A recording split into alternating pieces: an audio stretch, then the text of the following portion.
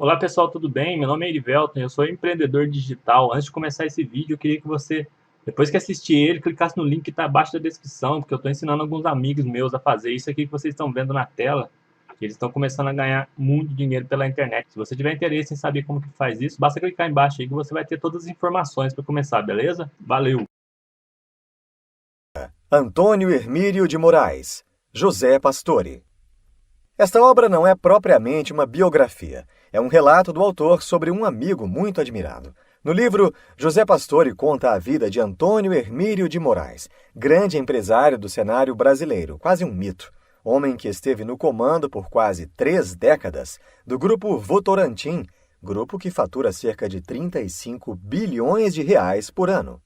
Envolveu-se em política, teatro e filantropia.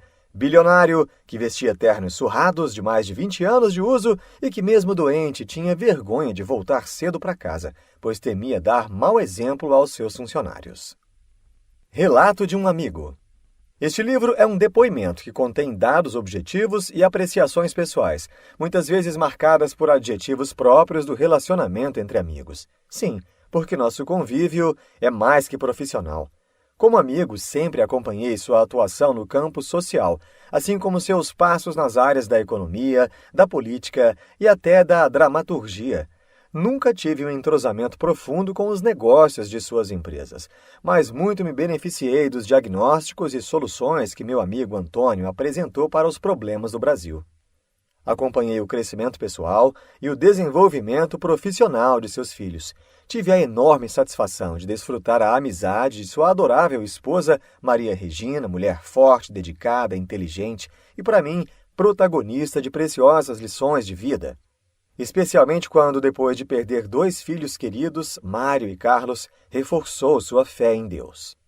Neste relato abordarei o que sei sobre a formação de Antônio, sua personalidade e seu jeito de ser, sua atuação como empresário influente, sua participação na política brasileira, suas obras no campo social, sua incursão no terreno do teatro e sua permanência na mídia e no cotidiano da vida brasileira. Tocarei muito em seus valores e princípios, relatando passagens interessantes e até pitorescas de sua vida. Início da amizade. Meu primeiro encontro com Antônio Hermílio de Moraes foi muito formal.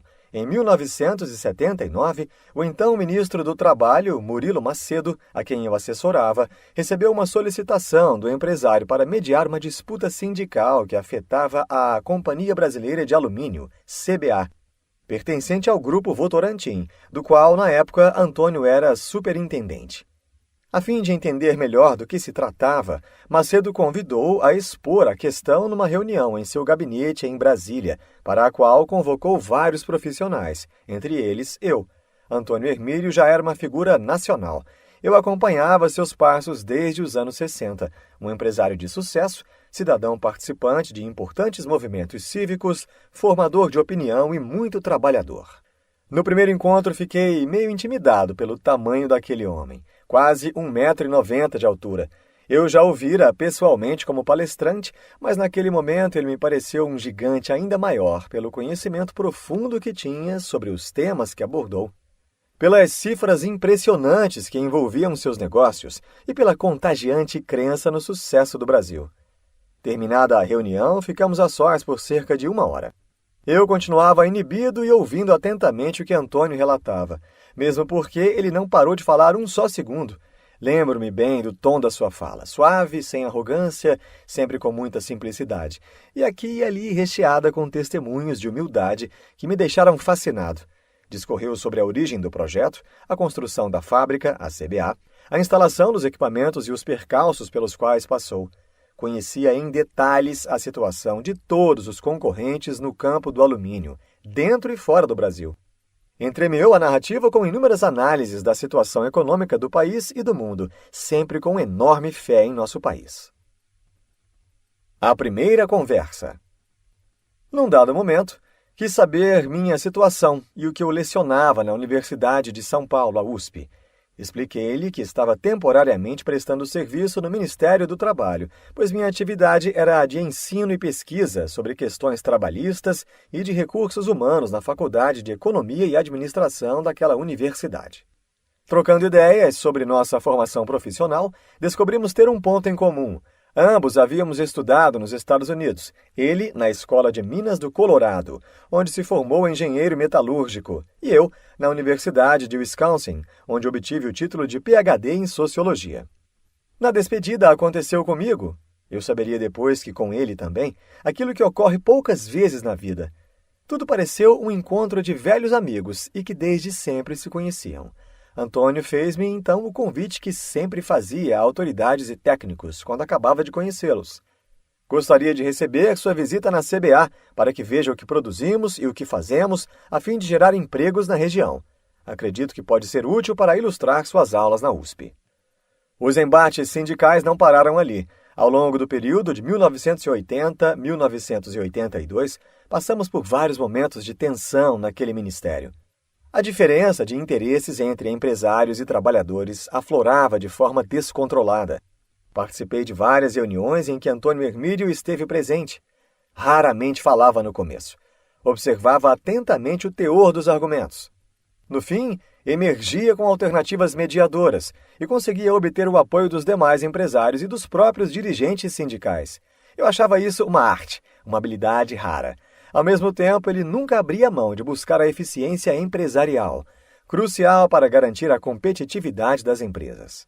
Minha simpatia por Antônio Hermídio foi crescendo a cada novo contato. Nos últimos meses em que trabalhei no Ministério, início de 1985, nosso relacionamento se estreitou. Conversávamos bastante sobre a situação geral do país. Todavia, foi apenas em 1986 que consolidamos uma relação de profunda amizade. Tudo começou quando ele se candidatou a governador do estado de São Paulo.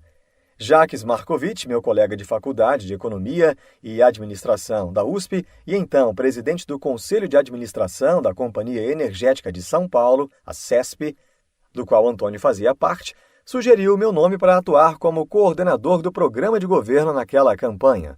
O próprio Jacques agendou nosso encontro para tratar do assunto, marcado para o dia 15 de abril daquele ano, às 7h30 da manhã, na sede da Votorantim.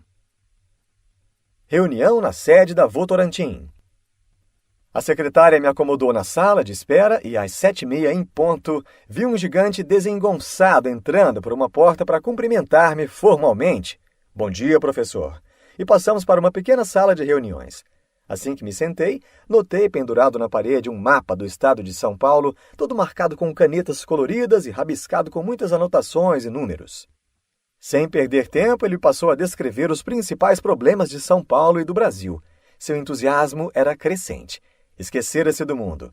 Fiquei abismado e ao mesmo tempo amedrontado por encontrar um candidato que conhecia profundamente o estado de São Paulo. Como eu poderia contribuir para um homem que, para cada problema, tinha uma solução, certa ou errada? Na ocasião, ele me disse uma frase. Governar não é dar ordens, e sim fiscalizar, cobrar, acompanhar e fazer acontecer. Se eu fosse só dar ordens em minhas empresas, poderia entrar na Votorantim às 7 horas e sair às 7h30. Se eu posso fazer isso na iniciativa privada, já imaginou quanto ganharemos em eficiência se fizermos no governo? Terminado esse encontro histórico e do qual saí quase sem rumo, Antônio marcou nova conversa para dali a 3 dias, passando-me a tarefa de recrutar técnicos para integrar as diferentes áreas da equipe que formulariam o programa de governo. A partir da segunda reunião, nossos encontros tornaram-se diários, nascendo ali a amizade estreita que mantivemos viva por muitos anos. Franqueza não apropriada. O trabalho prosseguiu com intimidade crescente. Aos poucos fui descobrindo seu lado controverso.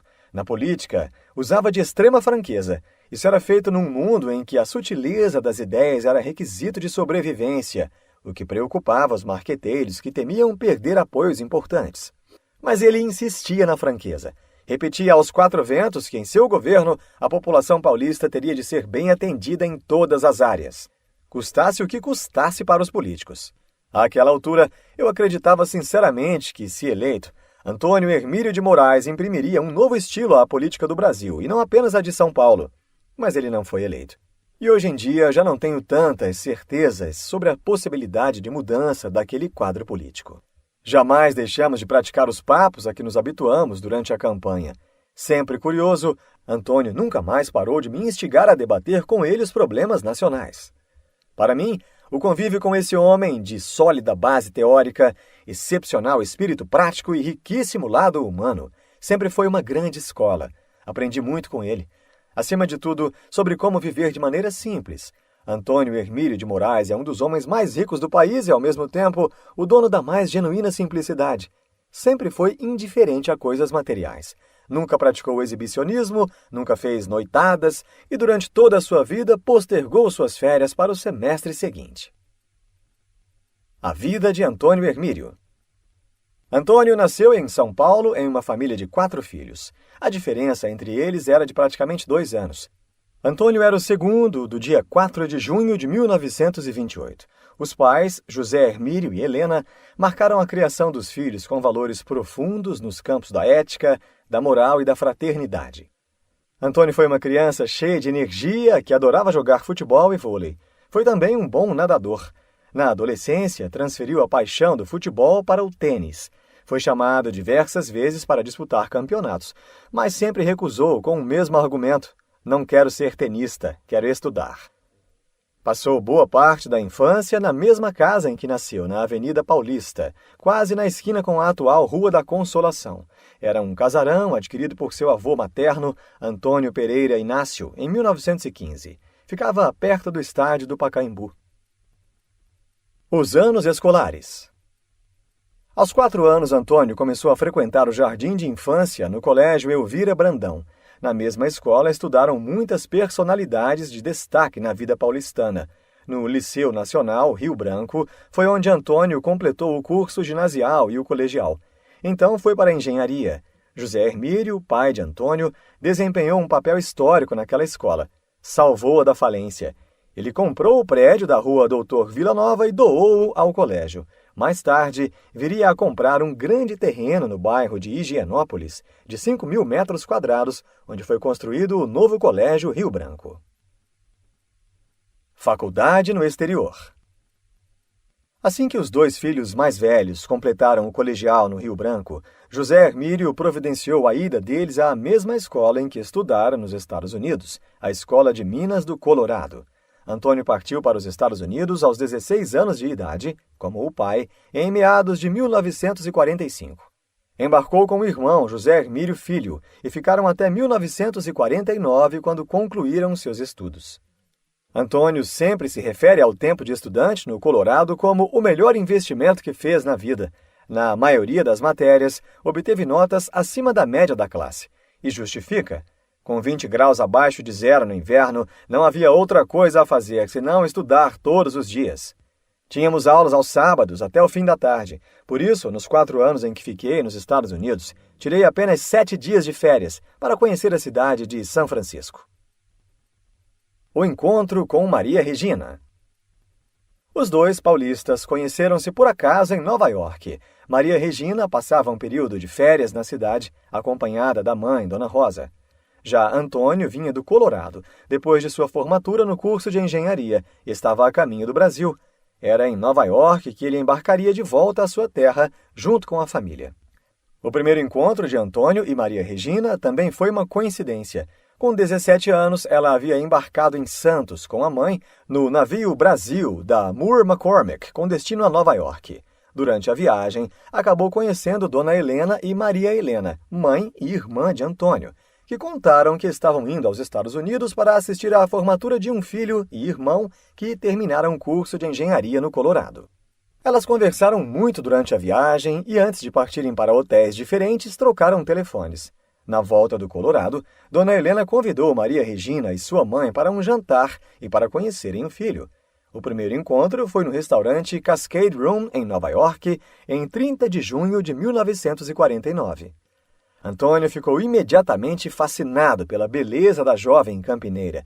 Na tentativa de causar boa impressão, disparou a falar durante todo o jantar. Maria Regina também se impressionou com a inteligência e o carisma do aplicado estudante. Maria Regina continuou em Nova York e no dia seguinte, Antônio zarpou para o Brasil. O namoro entre os 2 demorou a decolar. Houve avanços e recuos, mas bem ao estilo de Antônio, a paixão brotou como um sentimento sólido, profundo. Ele passou a inventar motivos para ir a Campinas. O casamento civil ocorreu no dia 20 de junho de 1953, em Campinas, e 7 dias depois no religioso em São Paulo. A lua de mel diferente. Em seu afã de bem utilizar o tempo, Antônio aproveitou a estada na Europa para visitar fábricas e conhecer os avanços tecnológicos no campo da metalurgia.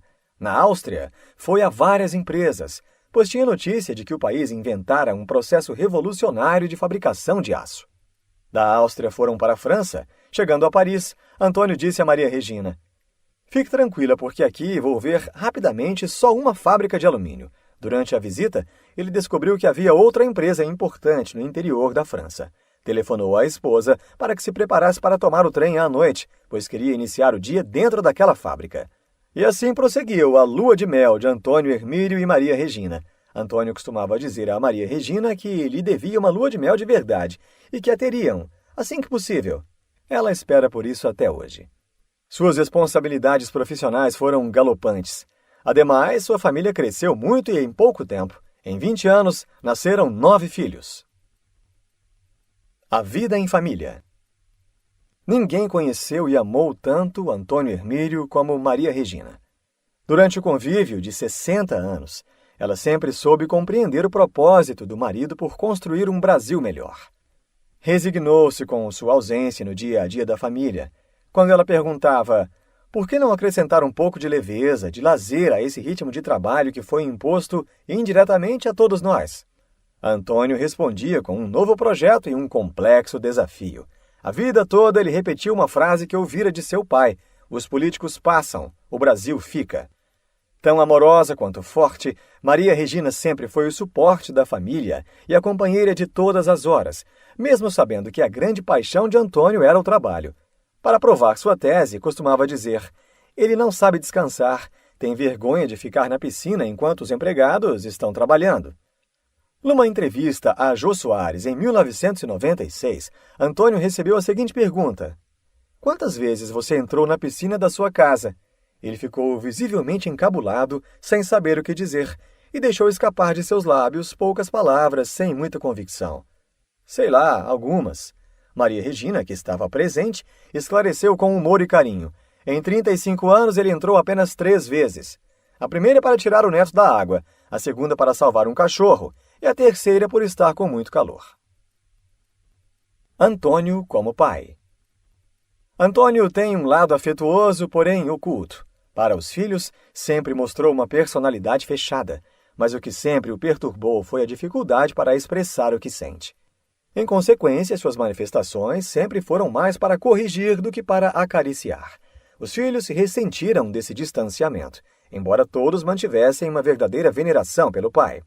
Muitas vezes os ouvi comentar que o pai tem um coração bem maior do que os seus quase 1,90 m de altura. O autor de teatro. Um capítulo especial foi aberto na vida de Antônio Hermílio quando ele entrou no campo da dramaturgia. Pelo fato de ter escrito 3 peças de teatro, ele passou a se relacionar com o mundo artístico e nele fez inúmeras amizades. Muitas delas chegaram a uma rara intimidade, como foi o caso de Marcos Caruso, Rogério Frois, Jussara Freire, Irene Ravache e Juca de Oliveira. A amizade com o rei. A amizade verdadeiramente venerada por Antônio é o cantor Roberto Carlos. A afeição é recíproca. Roberto Carlos sempre dispensou uma atenção imensa a Antônio. Na campanha a governador em 1986, foi um verdadeiro cabo eleitoral, o que ele nunca fizera antes em toda a sua carreira. Antes de Antônio ficar doente, os dois conversavam muito por telefone e também pessoalmente. Antônio não faltava a um show de Roberto Carlos e muitas vezes contou com ele para abrilhantar espetáculos filantrópicos, sempre com renda revertida para o Hospital da Beneficência Portuguesa. Um jeito de ser inconfundível. Cada um de nós tem seu jeito de ser, mas ao longo da vida, Antônio Hermílio de Moraes foi identificado por traços muito peculiares. Um deles é a simplicidade, outro, a humildade. Seu modo desengonçado de se vestir foi conhecido de todos. Para ele, a aparência sempre teve pouca importância, contanto que a roupa estivesse limpa, confortável e fosse de tecido de boa qualidade. Dizia com frequência: "Quando escolho um livro, não ligo para a encadernação. Preocupo-me Preocupo-me com seu conteúdo. Solidão e humildade. Apesar de ter uma família grande e um verdadeiro exército de funcionários em suas empresas, Antônio sempre foi uma pessoa solitária. Eram raras as oportunidades para ele bater um papo sem compromisso. E ele sentia falta disso. Revelo uma curiosidade agora. Houve um tempo em que o número do telefone direto de Antônio, na Votorantim, conhecido por poucos, era muito parecido com o de uma concessionária de automóveis. Volta e meia ele atendia ligações de gente indagando preços ou pedindo informações sobre modelos de veículos. Sua vontade de jogar conversa fora era tanta que ele dava uma longa corda ao pretendente. A primeira vez que testemunhei uma dessas ligações, fiquei boquiaberto. Contrariando seus hábitos, ele ficou um tempão conversando com uma senhora curiosa. Não apenas respondeu perguntas, e com uma paciência inusitada, como esticou o papo. Problemas de saúde. Depois de relatar tanta alegria e amostras do bom humor de Antônio, sou obrigado a narrar a fase triste da vida de meu amigo, a fragilização de sua saúde e a chegada da doença. Como disse, ele sempre foi muito regrado e sempre tomou muita água pelo fato de ter apenas um rim, apesar da força que demonstrava ter diante de qualquer doença ou mal-estar. Antônio sempre foi muito chegado a um remédio. Costumava ter à mão uma coleção de frascos com comprimidos. Fazia uso tanto de homeopatia quanto de alopatia. Em 1998, ele passou a sentir um cansaço estranho e mostrava muita palidez. Tinha bradicardia, mas, teimoso, não aceitava conselhos. Depois de muito resistir, acabou consultando um cardiologista na Beneficência Portuguesa que diagnosticou uma fraqueza em seu coração e lhe implantou um marca-passo. Estive com ele no hospital. O sucesso foi imediato. Terminado o procedimento, anunciou: "Estou me sentindo como um garoto. Vou já para o escritório." Um fato bem mais sério, porém, ocorreu em 2004, quando Antônio, em estado muito debilitado devido a uma pneumonia, foi operado de um tumor maligno no intestino. Mas, em minha opinião, não sou médico, houve graves sequelas que decorreram de um pós-operatório complicado e marcado por inúmeros episódios de hipertensão.